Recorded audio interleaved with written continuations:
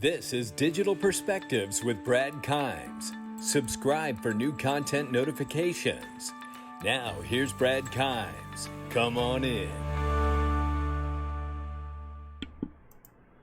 Welcome back to the show, everybody. You can follow me on Twitter at BackupBradleyAbove at the top of the screen and everything we're talking about here today.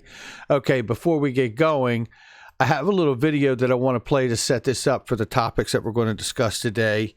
And basically, I want to discuss two or three different angles that I think are important to remind ourselves as we move through this emerging market. And before we do that, I want to call the numbers this morning just to see where we're at, because the market has been just taking a beating. And let's go ahead and do that now. So numbers are brought to you this morning by iTrust Capital, guys, the best crypto IRAs in the planet, and now offering gold IRAs $50 over spot. Make sure you check them out, and all the links in the description box and the comment section. Really great deals for you, just looking to help you guys out. So let's go ahead and do the numbers. $11,452.23 for Bitcoin right now. Ethereum $391.53. XRP 26 cents. Let's drill down on the numbers. 0.2687 24-hour volume is 2 billion, slightly plus. And we are looking about 12 billion in market cap. And we're looking at the total circulating supply now sitting at 44,994,000,000, which went up yesterday. So those are your numbers this morning. So let's get into this. So the first piece that we're going to look at is a very quick explanation about hyperinflation. Now, the reason I want to play this clip is because we just heard Jerome Powell in the States heading the Fed talk about looking for an inflation target north of 2%. Now, it's not the same as hyperinflation, but I believe at some point it will accelerate into that. And that is due to all the printing that's been done, the over $7 trillion during this pandemic / health crisis. So that's my personal thoughts on the matter. But the reason I want to look at this inflation is because I think it is going to allow for a narrative that may be incentivizing people over time into pushing into a digital dollar, digital wallet. Imagine, as the situation worsens financially, imagine how do you get the masses who don't know anything about crypto or stable coins, or what's the difference between a Bitcoin and a stable coin? And how do you get those people into the digital world? I think one of the things is the effects of all the printing of the money is going to push us from inflation and possibly into hyperinflation. And if so, then I think, you are incentivized to switch over to a digital dollar. They may, in fact, have a ratio to switch over to it, and they may use helicopter money, which is like stimulus, and saying there's even X amount of dollars in your digital wallet if you go use it now, right? And kind of push you into that realm. And look, and face it, I mean, at this point, some of the places around the world have gone to negative interest rates. May we see that here in the United States? I wouldn't take it off the table. And then you have to think about the fact that if they were to do negative interest rates, wouldn't it be best on their end for them, the government, if they did go to a negative interest rate moment in time, that everybody have a digital dollar and a digital wallet so they could adjust your account with that negative interest rate? Just a thought. So let's go ahead and take a look at this, and then we're going to look at some stablecoin developments, which are very, very good. So this is very short. Let's check this out. Yes, money can indeed become worthless. Zimbabwe is the most popular recent example of hyperinflation. Believe it or not, they even printed a $100 trillion bill. Earlier in the 20th century, the same thing happened to Germany after World War I, and historic examples abound. How can something this dramatic happen? You need to understand that money is just paper or numbers on a screen. It only has value if people accept it as a medium of exchange. In other words, you only accept money for your goods or services because you know others will do the same.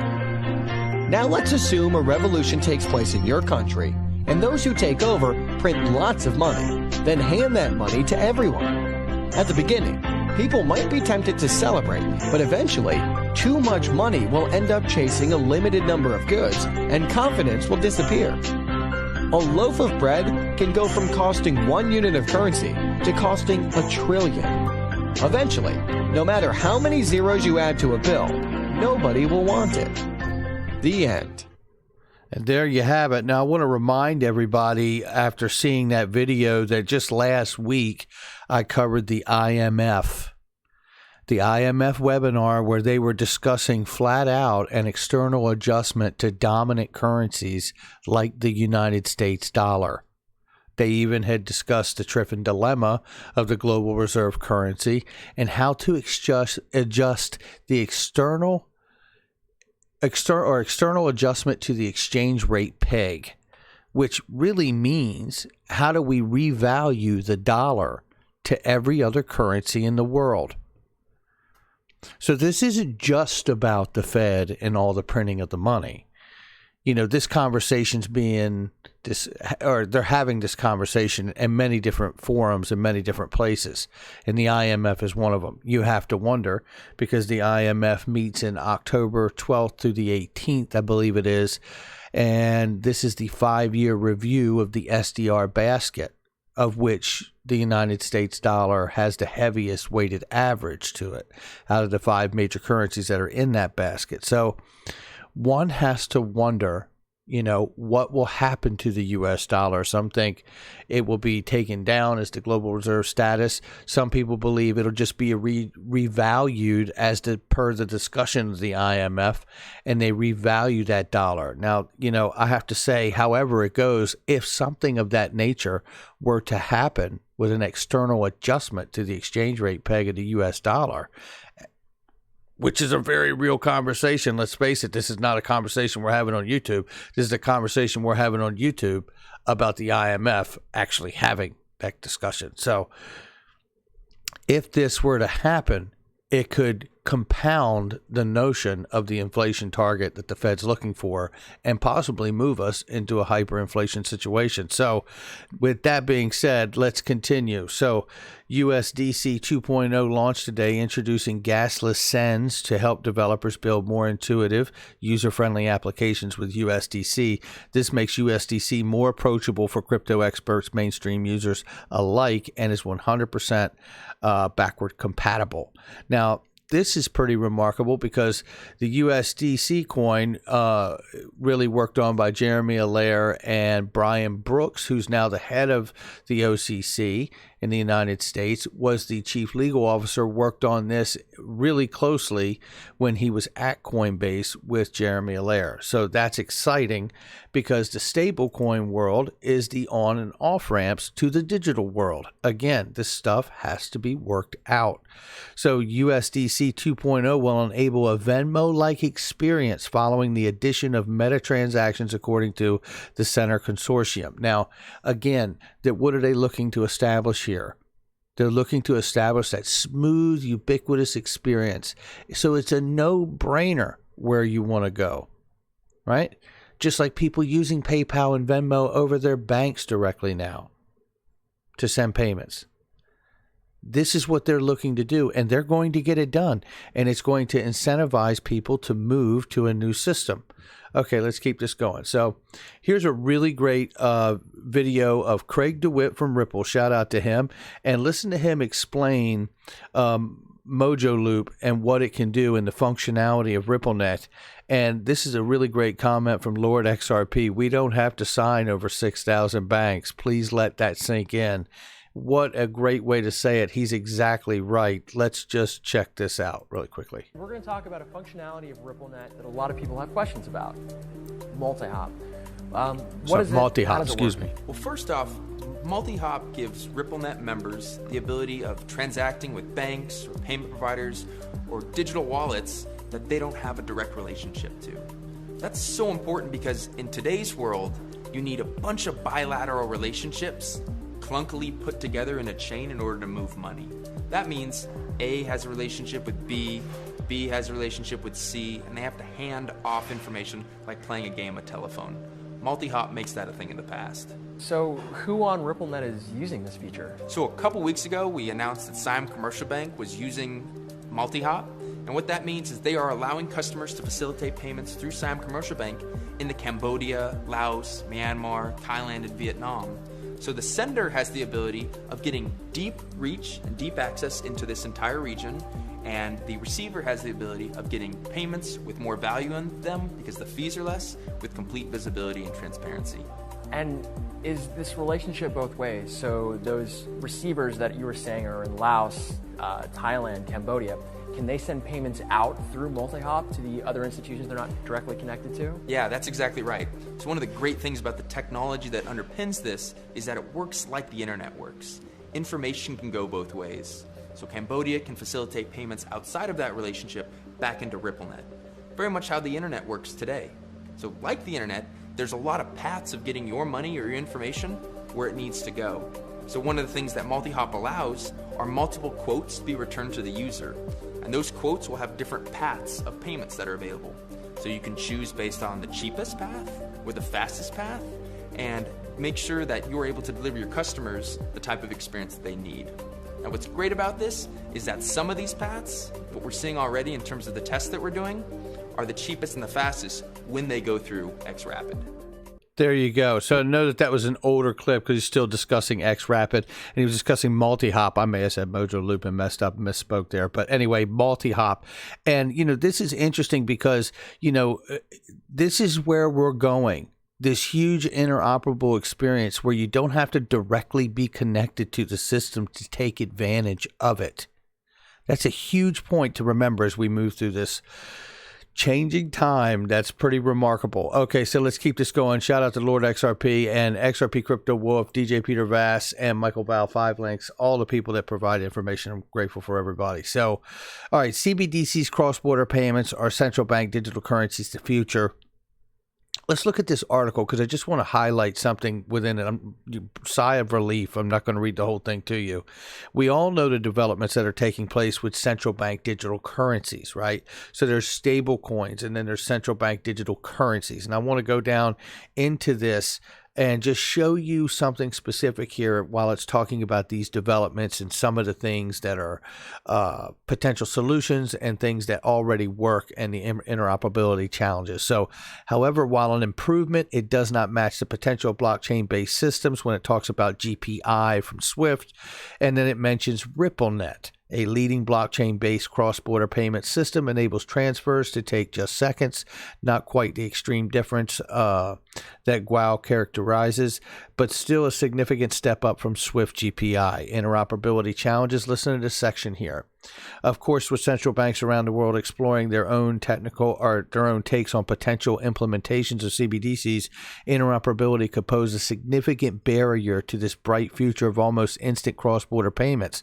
If one of the benefits that may emerge from the world of CBDCs is a cross-border angle, then this question of interoperability is vital.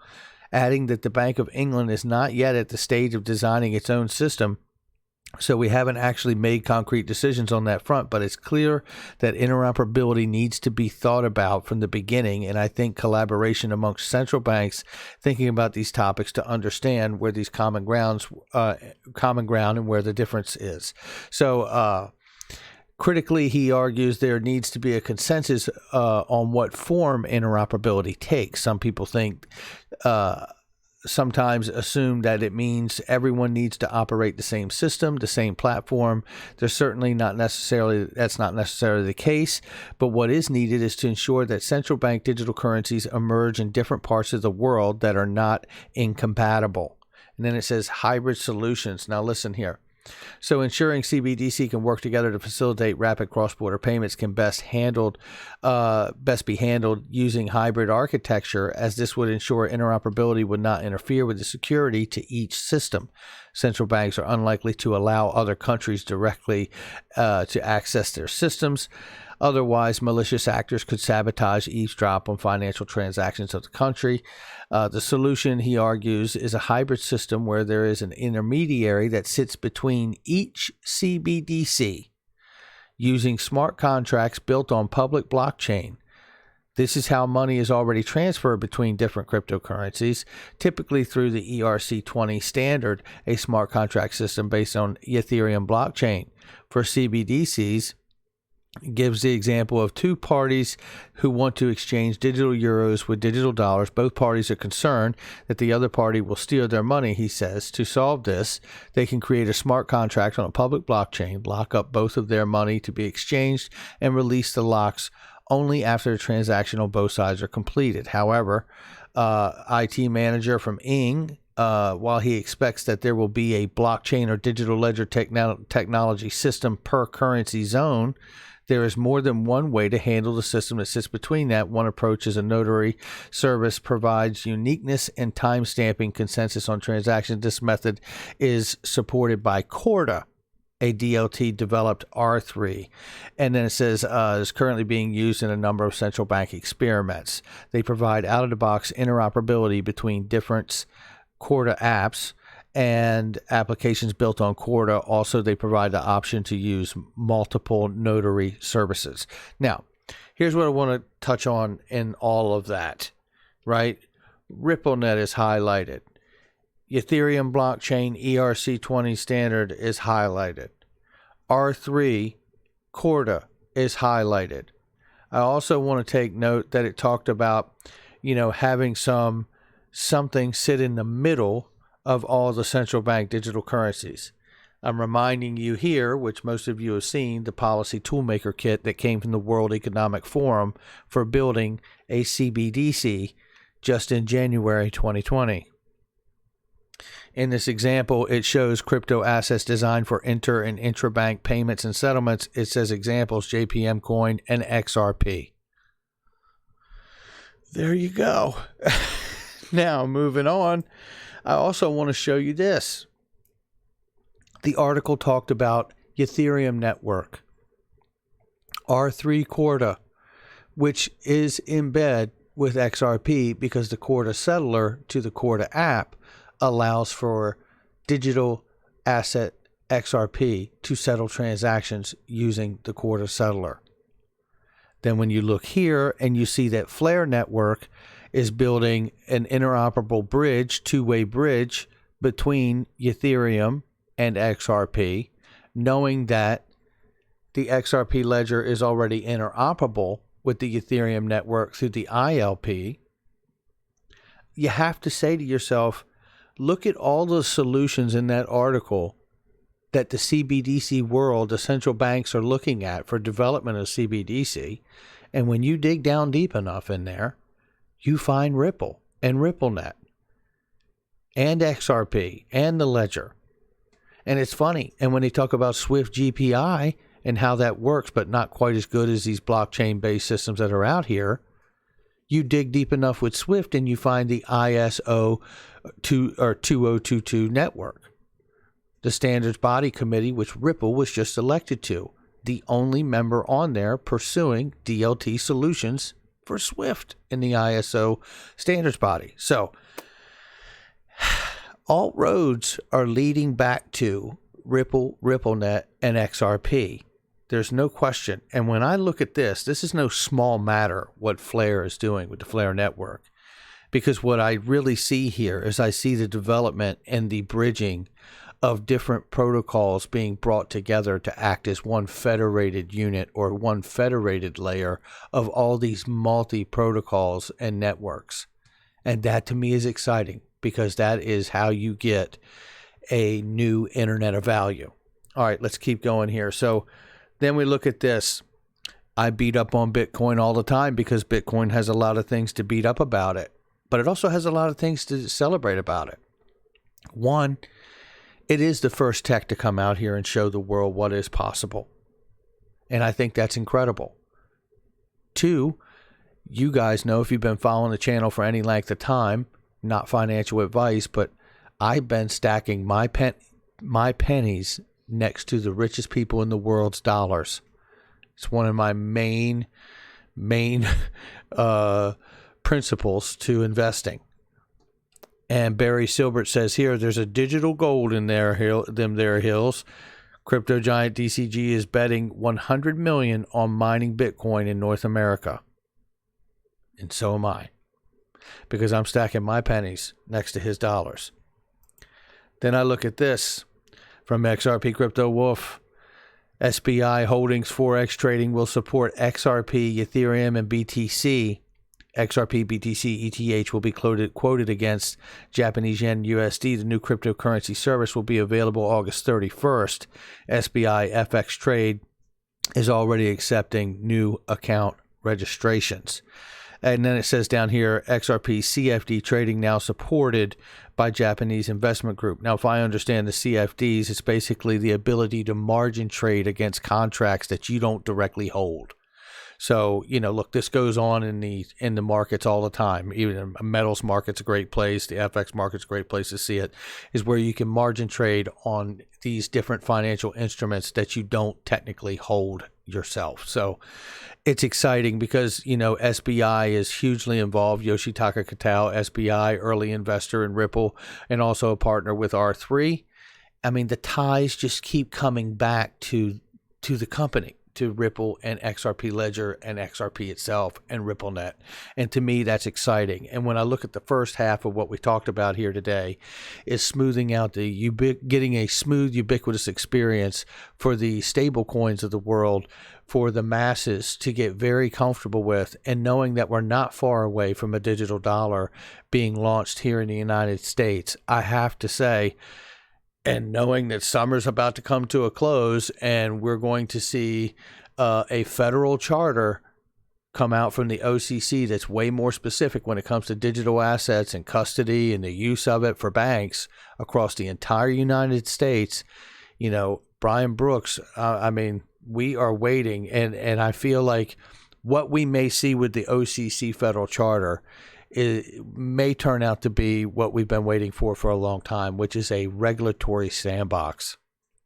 I think that federal charter, as far as it goes for the banks out here in the country, I think that will become the regulatory sandbox and the framework that we need to begin to get banks into the system, providing use case utility to the asset XRP. And I think that will also lend us to getting a clarification or a designation of what XRP actually is, which I believe potentially is a currency. All right, guys, that's going to do it for me. Make sure you hit the like and subscribe, share with somebody you know. And if you haven't done so, when you're looking in the comment section or the links below every video, make sure you join that monthly newsletter. We're going to have some really great exclusive content. And I'm going to send another shot of the first monthly newsletter out to everybody. So if you see it again, just know I'm trying to make sure everybody who missed it or it bounced back for them, I want to try to give everybody a chance to make sure that they receive that letter. A lot of great stuff in that. All right, I'll catch you guys on the next one. Hit that like and subscribe, leave a comment below, share with somebody you know. Talk to you on the next one.